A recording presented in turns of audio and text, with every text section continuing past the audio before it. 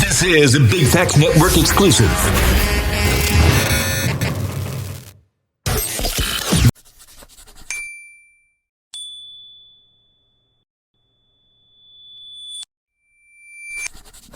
You know what it is? It's DJ Scream. Welcome to the DJ Scream Show. Today we welcoming the one and only Dredloc Esco to the DJ Scream Show. He brought his producer with him too. He kept it solid. Well, Yes, introduce sir. your producer, my brother. Yeah, that's my dude, Dynasty on the meat. Okay. Dynasty on the mix. I like know that, what mean? man. You got to We roll. go from production, you know what I mean, all the way to the studio engineering, Yeah. to mixing and mastering everything. You know, You got to show love to the producers. You got to show love to Sure. your engineers, your team. You know what I'm saying? Like, you got to do that. So I salute you on that. You know what I'm saying? I appreciate it, my brother. So let everybody know a little bit about Dredloc Esco, man. You represent that Florida. Of course, what part? St. Petersburg, Florida, you know St. what I mean? Pete. Salute to It's St. a- Pete. It's a small city outside of Tampa, but, you know, we make a lot of noise. I like St. Pete. It's a good vibe there. I've been down to St. Pete. I can't tell you the name of like the seafood spots, but I done slid through St. Pete and got me a little seafood and vibed out a little bit. Mid-Peninsula, what you went to Mid-Peninsula? What? Well, I know I stayed at Hyatt and Marriott. Confused me. I know I stayed at like a Hyatt or Marriott or something like that. It's still 713, right? Or 717. 727. 727, right? It's Yeah, still the that's it. 727. I Yes, remember being for down sure. there some time ago. So salute to St. Pete, you know what I'm saying? How is it being an artist coming up in St. Pete? You know, just like it coming up everywhere, man. You know, it's hard. It's like a million people trying to get in the game, you know what I mean? So you got to separate yourself, not as far as your talent, but just as far as your work ethic, you know what I mean? As far as like the content you putting out, and you just got to be different and creative these days, because this game ain't getting easy to get in, it's getting harder, you know what I'm saying? What's the outlet there? Like if you jumping out the porch trying to do the music, like where's the first place you go in St. Pete? Is it a particular club, strip club? Is it a particular DJ radio station, or what? Like where do you start? I think you just gotta start with yourself, man, with just natural born hard work, man. You know, like as far as putting out the content, you know what I mean, building up your buzz, trying to create your own fan base, because we don't really have like we Are Florida podcast. It's a couple like little podcasts that's starting to come up down there, but like as far as like just a place where you can go and just try to get your music out there, get your buzz up, I don't think we have a platform like that yet. You know what I mean? It's just like if you heat up, okay, you know, you go to getting in motion, and you know what I mean, I guess that motion bring, you know. Absolutely. Now I did a little research on you, man, and I see that you're a cannabis connoisseur. You know what I'm saying? Sure. I like. Okay, so I like to ask these questions because they're fun cannabis culture questions. What like how when did you at what age did you start puffing, if you can say? High school. High school. Okay. I say about 11th grade, because like when I was a little younger, I was like a little football head. You know what I mean? I wasn't really thinking about smoking. You know what I mean? I ain't gonna lie, it kind of mixed in with just being in the hood and a couple of little bad influences at the same time. You know what I mean? But I was in probably like 10th or 11th grade, I think. I gotta remember exactly, but that's when I first hit my first joint. My dog was like, "Man, hit this shit." You know what I mean? And I was like, I don't know, man. I got a football game tomorrow. He was like, man, it's gonna make you play better. You know what I mean? So you know, they finally influenced me to put it in my lungs. But you know, a lot of stuff that I read about marijuana, it's more of a medicine. You know what I mean? It's helping a lot of more people for sure. than anything. Be medicinal. You know what I mean? Yeah. What's your worst cannabis experience? And we'll open it up to the floor of the entire room. What's your worst cannabis experience? That one time where you was like, this ain't going so well. Just smoking bad boo-boo weed. I knew he was gonna say that. I just that's one of the worst experiences in life, because like when you smoking some good weed and you getting high, you know what I mean, it's either gonna put you to sleep, you know what I mean, to make your heart beat a little fast or something. But I'm talking about when you smoking bad weed, it tastes bad, it just everything bad about it. You don't waste your money. You ain't never got too high? Yeah, probably in my little younger stages, but Yeah. the weed wasn't that good back then. You know what I mean? Like I said, like when I came When you up, say like, not good or not strong? Not Because I feel strong, like like- it's too strong these Not- days. Yeah, these days. I'm talking about when I would come up, you know, we were still blowing on mid-grade and Right. and stuff like that, you know what I mean? So it was kind of different. Like these Zazas and all this and all that. It's different from when we came up. We came up off just good lime green ass sticky reefer, you know what I'm saying? Right. And all that Zaza this and Zaza that is different. You know what I mean? You got to really watch what you're smoking these days. Yeah. You ever had a bad cannabis experience? Shit. Assuming that you are Definitely, me and my boys used to sit there and we call it cheeching out the car. We would just sit there and hotbox the car. Oh, my so, gosh. One time we got so baked that it was so like smoked in the car, I ended up getting nauseous and throwing up. But I jumped out the car in time. But man, you threw up smoke? I never heard. I thought that was for drinkers. No, because what it was too many blunts. You get like this tobacco spin. Yeah, tobacco. And it's like you all of a sudden everything started spinning. I was like, what the hell? I'd never had it happen before. Yeah. And sure enough, I jumped out the car. I was like, oh man. Yeah, no, it was definitely a weird experience. But that's how you know you smoked too many blunts in a row, if somebody put too much tobacco into their blunt. And some people don't. This guy though, I gotta say, like, some people be hitting his blunts, but what is this? Because he be putting crumble in it and diamonds and hash and oil with the bud. I always say this. I think there's a certain pride and ego with smokers, but I've asked the heaviest smokers on this show, like, do you think anybody could smoke you under the table? Right? No, that's impossible. Now, Wiz Khalifa himself said, come on, Scream. Like, this is me. See, the thing about it is them dudes already famous, and you know what I mean? Them dudes, like, I'm a street dude. You feel what I'm saying? Like, I'm probably smoking more weed than them dudes right now, and I'm in the streets. You know what I'm saying? But if I'm gonna leave it low after this. If you go, you can go everywhere you can smoke. But isn't there a different dynamic to smoking when you get to Cali? Isn't it a different dynamic? Yeah, that's my second home. Okay, got you. So you've been out there with the best of them. So all the time. Got you. I don't say less. Like, that's just where I go. Got you. That's it. Yeah. That's the end of the discussion. L.A. to be exact. L.A. County. L.A. County, right. Got the best weed in California. Because they got hands down. They got the soil for it. Even says it in a song. L.A. County, brother. I done been up in top of California. Smoked some of the best strands, from burner them to whatever you can imagine. Got you. L.A. got it. Yeah, no, for sure. That's why I asked that question. Hands down. It ain't no competition. Ain't even much close. Yeah, no, that's why. San Fran, like I say, San Fran comes second place. They got some real good bud, but L.A., they shit just, it's on a whole other level. It's just different. For sure.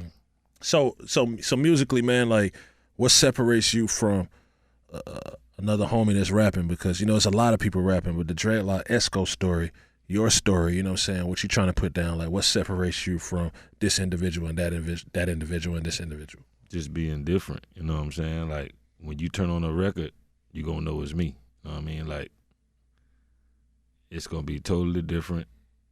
It's gonna be something that you ain't never heard before. I'm not saying that I'm the originator of what I'm doing, but I try my best to keep it original. I try my best to put thought, you know what I mean, and some time into my music. I don't just want to go in there and just be like, okay, drop a freestyle to put it out. You know what I mean? I always try to just get the beat, go home, marinate with the beat, and try to create something, you know what I mean, that the world need. You know what I'm saying? I don't just be on all right, go out there and do some stupid shit. Go out there and just do your thing, and, whatever you come up with, I try to teach the youth how to move out here, you know what I mean? Even if you out here getting money and doing something wrong, you know what I mean? You still got to think, and there's certain things that you got to do to stay out here, because, trust me, they'll hide you.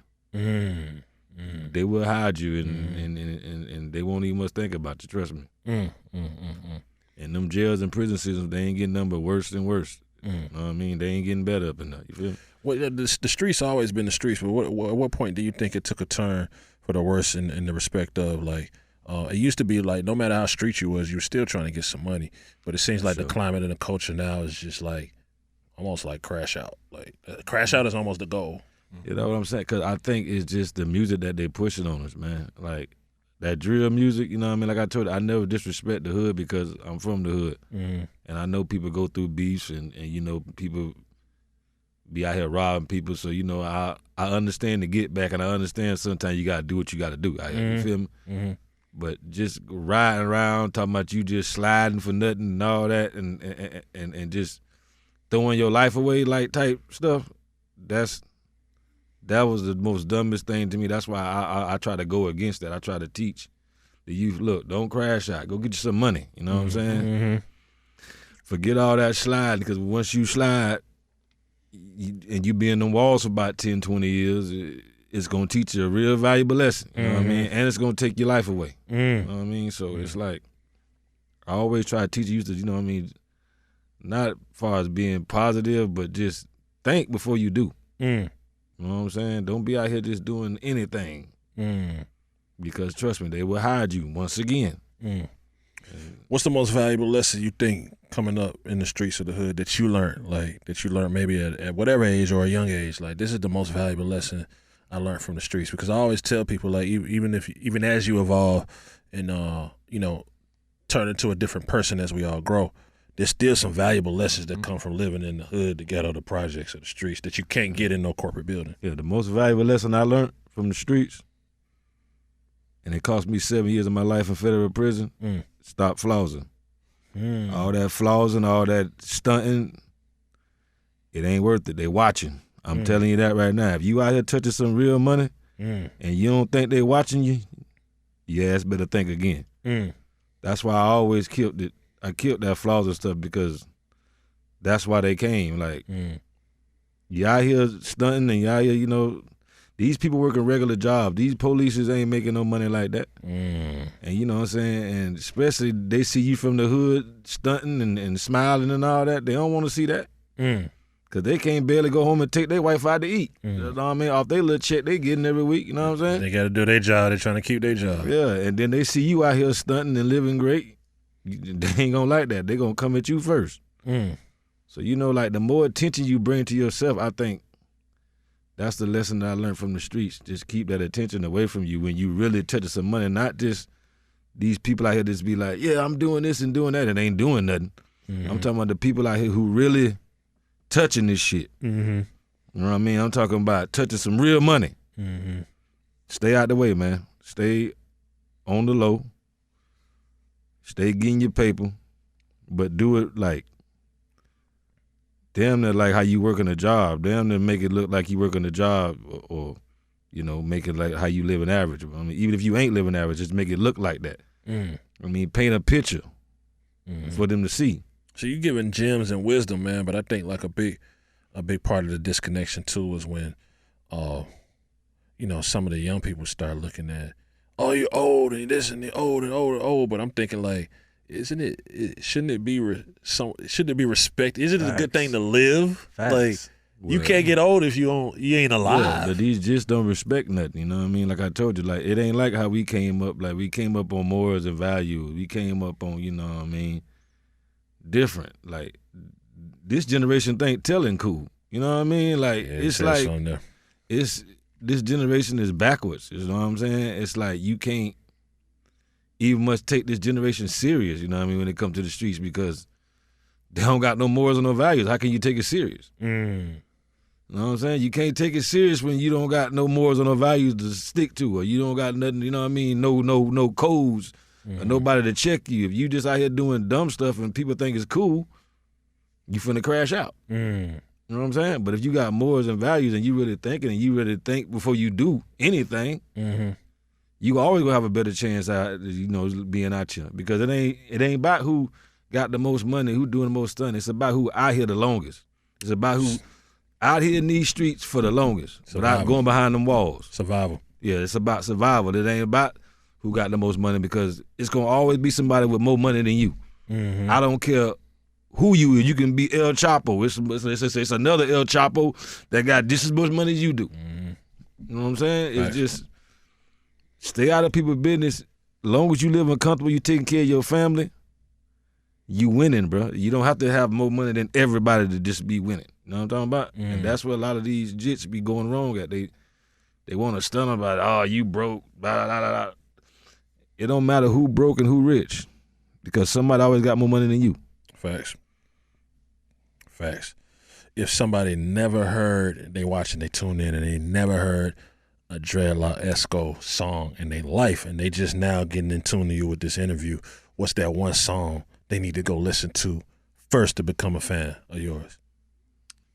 It just depends. Like, if you going through depression and you going through a lot of things in your life, I think you should put on All Alone. But if you having a good time in life and you want to get a little upbeat, I think you should put on the low on. You know what I mean? It just depends on, like, I got different songs for different vibes, and you know what I mean? I always try to, you know, put substance, you know what I mean? I always try to put some type of knowledge or some type of message in my songs, you know what I mean?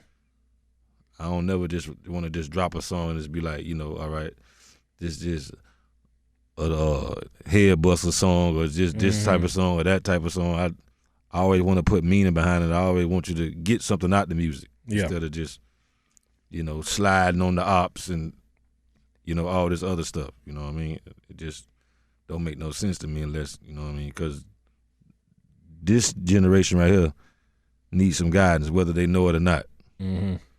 They need somebody to look into. They need somebody to tell them what's right and what's wrong, because that drill music and all that ain't letting them know nothing.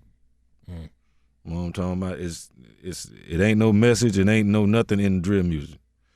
It's either slide on this or you get slid on. You know what I mean? It's just one of the two. That's why I think it's dying down now. What you think it's gonna take to get back to the get money culture?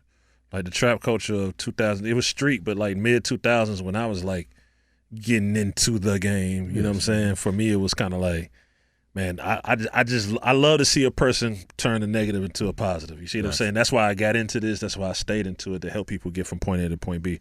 Or what you think it's going to take to get back to that? Well, like I say, it's just the way it look like to me is, you know what I mean, I think it's the heads of this shit. Like the heads of the music, if they gonna keep pushing drill. Now, I to cut. I hear what you're saying, but you can't serve the food unless the food is prepared. Right? Yeah. I was gonna say it's gonna You take see what more I'm saying? people. Like you You're can't right. serve. You You're can't right about that serve. now, You can't Scream. serve food that ain't prepared, bro. Like It's gonna take a lot absolutely more right. people. It's gonna take a lot more people making substance music again, and like music that actually has something behind it. Like he was saying, every time we make a song, we literally think of like a message, and it's not always like, oh, let's think of this message and write a song around it. But when he thinks of a hook, often the message is in the hook, and then we just keep that substance throughout the whole song. And so like I feel like that's one thing he's doing great, and I feel like a lot of artists nowadays are kind of starting to do too, again, because like he said, everybody's kind of getting sick of hearing that stuff. Sounds the same over and over, but that substance music, it needs to come back. More people need to make it and understand that people appreciate that. fair enough. Final words for the people. Final words for the streets, and let them know where they can check you out. Dredloc Esco. Dredloc Esco, you can check me out at my own website at dredlocesco.com. And all music platforms. I got a lot of music up, a lot of different albums that I did, and a lot of music already out. So you can just, you know, depends on where you want to start. If you want to go to the beginning of where I started at, or you want to go to the new music that I'm just putting out. I got all different type, you know, from all different type of years that music that I put out already. Okay. Fair enough. Salute, Dredloc Esco, pulling up on DJ Scream, brightest producer and everything. Salute to DJ Win in the cut, you know what I'm saying? Follow at the DJ Scream Show, all social media platforms. Salute.